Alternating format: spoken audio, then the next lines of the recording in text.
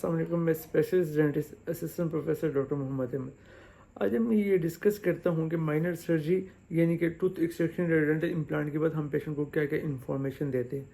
आपने हमारी वीडियो को गौर से सुनना है और इसको लाइक और शेयर भी करना है ताकि मैक्सिमम लोग इससे बेनिफिट ले सकें। अच्छा जी, फर्स्ट प्रिकॉशन जो है कि डेंटिस्ट आप जब एक्सट्रैक्शन करेगा या डेंटल इम्प्लांट करेगा या कोई भी माइनर सर्जिकल प्रोसीजर करेगा तो वो moist cotton plated surgical area में रख देगा। उसका क्या फ़ायदा है? उसका ये फ़ायदा है कि मॉइस्ट कॉटन प्लेजर से आपकी ब्लीडिंग स्टॉप हो जाती है। तो मॉइस्ट कॉटन प्लेजर को जो रखा जाता है वो 30 मिनट्स टू 45 मिनट्स के लिए प्रेशर पे रखा जाता है। तो पेशेंट उसको प्रेशर के साथ मुंह बंद करके रखता है ताकि ब्लीडिंग स्टॉप हो जाए। अब जो है कि 30 टू 40 मिनट्स के बाद पेशेंट प्रेशर पैक निकालेगा यानी कि मॉइस्ट गॉज पीस निकालेगा। उसके बाद पेशेंट ठंडी चीज़ खा लेगा। ठंडी चीज़ क्या हो सकती है? आइसक्रीम भी हो सकती है या सिंपल कोल्ड वाटर भी हो सकता है। अब जो सेकंड प्रिकॉशन है वो ये है कि जब हम दांत निकालते हैं तो दांत के एरिया में ब्लड क्लॉट बन जाता है। तो ब्लड क्लॉट हमारे सॉकेट को, हमारी जो हड्डी है उसको, बोन को कवर करके रखता है ताकि बोन को पेन ना हो। और किसी भी वजह से ब्लड क्लॉट डिसलॉज हो जाता है तो पेशेंट को सवेयर पेन होती है क्योंकि बोन नेकेड हो जाती है। अब हमने ब्लड क्लॉट को डिसलॉज होने से बचाने की क्या क्या प्रिकॉशन है वो लेनी है। वो ये कि पेशेंट थूकेगा नहीं, क्योंकि जब अब पेशेंट थूकता है तो ये चेक करने के लिए ब्लीडिंग हो रही है कि या नहीं हो रही, तो उससे ये होता है कि ब्लड क्लॉट अपनी जगह से डिसलॉज होता है। जब ब्लड को नेगेटिव प्रेशर की वजह से ब्लड क्लॉट डिसलॉज हो जाता है। सेकंड ये कि अगर पेशेंट ने कोई कोल्ड ड्रिंक लेना है या कोई भी चीज़ लेनी है, स्ट्रॉ यूज़ नहीं करना। स्ट्रॉ से नेगेटिव प्रेशर होता है तो ब्लड क्लॉट डिसलॉज हो जाता है। और थर्ड ये कि कोई किसी किस्म की हैवी एक्सरसाइज भी फ्यू डेज़ के लिए नहीं करनी, क्योंकि हैवी एक्सरसाइज से भी ब्लड क्लॉट डिसलॉज होने के चांसेस बढ़ जाते हैं। अच्छा जी, ये थी कि ब्लड क्लॉट को अपनी जगह पे मेंटेन करने की एडवाइस। अब जो थर्ड है कि पेशेंट ने पेन किलर और एंटीबायोटिक भी लेनी है। अगर डेंटिस्ट ने पेन किलर एडवाइस किया, एंटीबायोटिक भी एडवाइस की, तो उसको टाइमली लेना है। ये वेट नहीं करना कि पेन होगा तो फिर लेंगे या इन्फेक्शन होगा तो फिर एंटीबायोटिक लेंगे। अगर डेंटिस्ट ने एडवाइस किया है एंटीबायोटिक तो एंटीबायोटिक आपने लेनी और पेन किलर तो लाजमी लेनी। अब चौथी प्रिकॉशन ये है कि पेशेंट ये है कि अपने ओरल कैविटी की हेल्थ को मेंटेन रखना है। ओरल कैविटी की हेल्थ को मेंटेन करिए कि आपने प्रॉपर ब्रशिंग करनी है। आपने सिर्फ जो आपका दांत जो निकाला है उसके इर्द गिर्द एक दांत छोड़ देना है, बाकी दांतों को आपने नीट क्लीन करना है।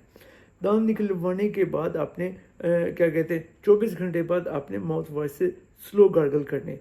तो स्लो गार्गल आप क्या कहते हैं माउथ वॉश एनजीक्लोर से भी कर सकते हैं जिसमें क्लोरहेक्सिडिन होता है, या दूसरी ऑप्शन जो आपके पास अवेलेबल है वो ये कि warm salt water gargle, salt उससे भी गार्गल कर सकते हैं। लेकिन अपने स्लो गार्गल करने पर बस ये कि अगर कोई फूड के पार्टिकल आपकी एक्सट्रैक्शन वाले एरिया में है तो वहाँ से वो निकल जाए ताकि वहाँ वो जल्दी से हीलिंग हो सके। लेकिन आपने ज़ोर ज़ोर से गार्गल नहीं करनी। अगर ज़ोर ज़ोर से गार्गल करेंगे फूड पार्टिकल निकलने के साथ आपका जो ब्लड क्लॉट बना हुआ वो भी वहाँ से हट जाएगा, तो जिसकी वजह से हीलिंग डिले हो जाएगी।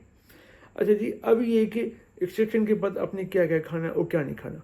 अच्छा, एक्सट्रैक्शन के बाद यूजुअली कोशिश की जाती है कि आप 3 से 4 दिन सॉफ्ट डाइट लें।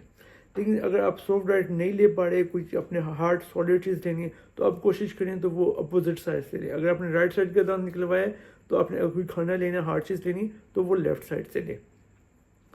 अच्छा, ये कि एक्सट्रैक्शन के बाद जो है 24 घंटे ब्लड थोड़ा थोड़ा आना नॉर्मल है। वो इस तरह से है क्योंकि आपका लॉब जो है वो ब्लड क्लॉट के साथ मिलता है, तो वो ऐसा लगता है जैसे ब्लड आ रहा हो। एक्चुअली वो ब्लड नहीं आ रहा होता, या अगर लिटिल बिट ब्लड की ओजिंग भी है, एक अदर ड्रॉप ऑफ भी जाता है, तो वो नॉर्मल है, तो उसमें किसी किस्म की परेशानी की ज़रूरत नहीं है। तो अगर बहुत ज़्यादा ब्लीडिंग हो रही हो तो उसमें आप क्या कर सकते हैं, अपने घास पीस लेना है, उसको मॉइस्ट करना है, तो उसको क्या कहते हैं अपने प्रेशर पैक बना के एक दफ़ा 30 मिनट्स के लिए आप अपने क्या कहते हैं एक्सट्रैक्शन साइड पे रख लेना है। तो 30 मिनट्स बाद निकालेंगे तो फिर ब्लीडिंग स्टॉप होगी। अगर फिर भी आपको लगता है कि ब्लीडिंग हो रही है इसके बावजूद भी, तो आपके पास जो सेकंड ऑप्शन ये है, आपको मिलता है ट्रांसजेमिक एसिड। ट्रांसजेमिक एसिड के कैप्सूल को आपने डिप करना है उसके क्या कहते हैं पानी के अंदर, हाफ ग्लास के अंदर, तो उसके बाद आपने गार्गल करने। तो ट्रांसजेमिक एसिड भी आपकी ब्लीडिंग को स्टॉप करने में हेल्प करेगा। अगर उसके बाद आपने ट्रांसजेमिक एसिड को क्या कहते हैं मॉइस्ट गॉज पीस के ऊपर भी आप स्पार्कल कर देंगे और मॉइस्ट गॉज पीस को टूथ के ऊपर रखेंगे 30 मिनट्स के लिए, तो उम्मीद है कि ब्लीडिंग स्टॉप हो जाएगी। तो इसके अलावा अगर आपकी ब्लीडिंग स्टॉप नहीं हो रही फिर भी, तो आप अपने डेंटिस्ट से कॉन्टैक्ट करें, तो डेंटिस्ट आपको चेक करके रीज़न बताएगा क्या रीज़न है, क्यों ऐसा हो रहा है।